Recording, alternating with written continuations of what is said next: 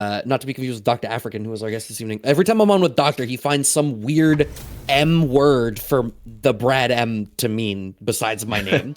And for like 3 years, I've been getting that on the regular. NuckleDu does elect to go with the Guile here into iDom on the JP. I do believe this... I know he played Guile and Cammy in this matchup when they played in the winter side, right?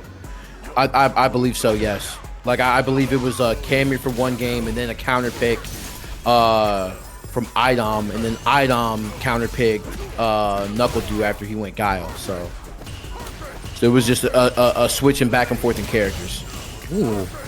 I like that more Guile players are incorporating like early moves out of Drive Rush to stall your momentum so that your opponent whiffs checking you is going to become more and more common in this game. The fact that Guile can use that position to set up Sonic Blade is like really good, I think. Go a little back throw into the corner right here. We're definitely going to see iDom tested for sure in this matchup, just because it was the fireball timing that kind of messed him up and barely gets the cross up on that. That was wild, especially because the reason iDom drive rush forward was because he wanted to anti-air, and what he expected was an empty jump.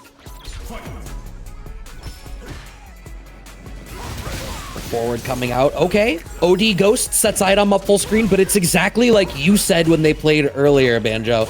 Guile is really effective at stopping any zoning momentum that JP has. Right? See, look at that. You like lost out on frame advantage there.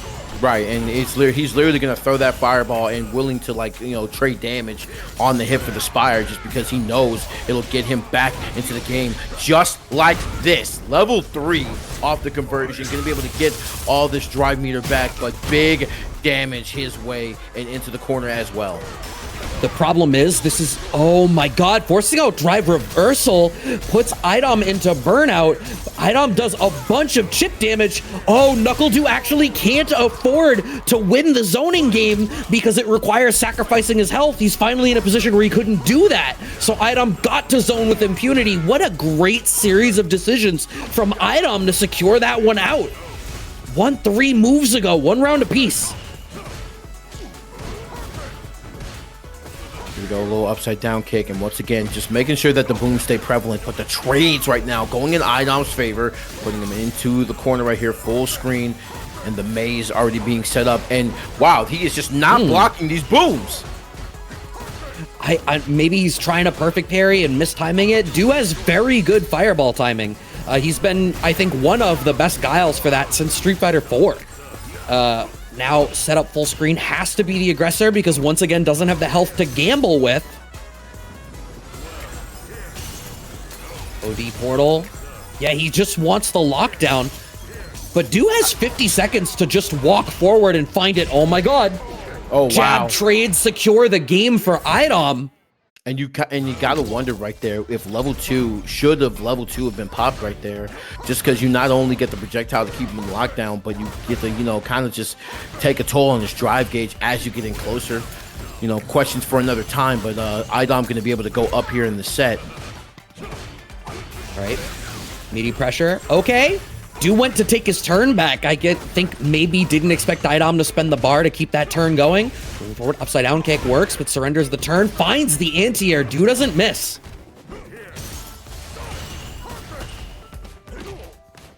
Nice parries from iDom, though, as he's trying to be a little bit more passive in this mid-range, but you kind of have to get through these limbs of Guile, like upside down kick, so bad kick. He does a really effective job at covering exactly the space JP wants to stand at. DI gets poked through, and NuckleDu secures the first round in this second game.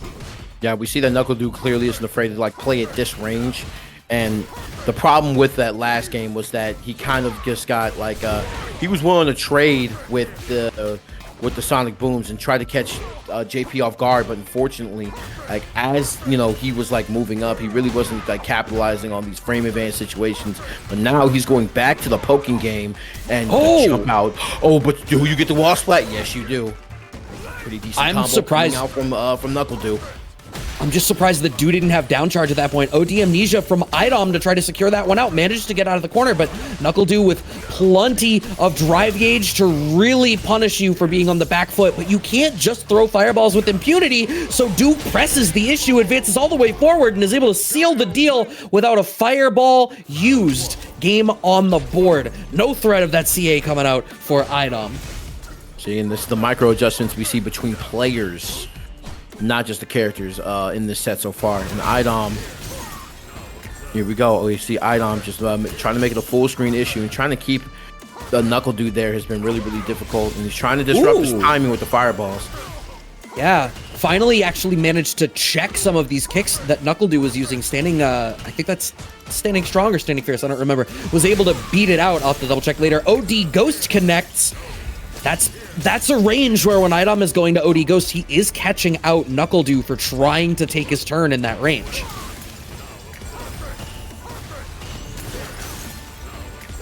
Oh, man. Yep, you are in a really, really bad way right now, but does get the crush counter. All right. iDom peppering in these parries to try to earn drive gauge. Okay. Oh, chip damage burnout's definitely actually gonna be a factor awful right here. here. Man. And we saw that, like, NuckleDu was so close and trying to, like, turn that back into his favor. I mean, if he had enough life to live through that sequence, then maybe he could have, but getting hit there, it was even nebulous whether he was going to have the health to get through it. iDom takes the lead for the first time now in the set, but commits. See, that's the problem. The range that iDom needs to use moves to beat, like, Sobat Kick and Upside Down Kick is exactly the range that Du is going to jump in on him. And it's really just a guess, and Du is doing such a great job of changing up those two options. iDom wins out that exchange that time, though. Here we go, NuckleDu. Still trying to just keep it in control here, but iDom has done such a great job. Ooh. So here we go, level 3. Gonna be CA right here. And you throw a boom right here? No, opt for the drive rush instead. Corner position. Gonna be, can you block? And yes, the drive reversal. Here we go. And once again, iDom trying to buffer these spires and getting hit by booms and the jump in. Oh my god. Wow, so smart of Du to jump in that spot. Waited. It's less the spot, it was more the time. He just had this great sense of when iDom was going to feel as though he had to do something to control the screen. Had to do something to stop passively surrendering screen space. Up against the corner here, NuckleDu has spent a fair bit of drive gauge to try to keep this secure. What a spacing trap coming out of iDom.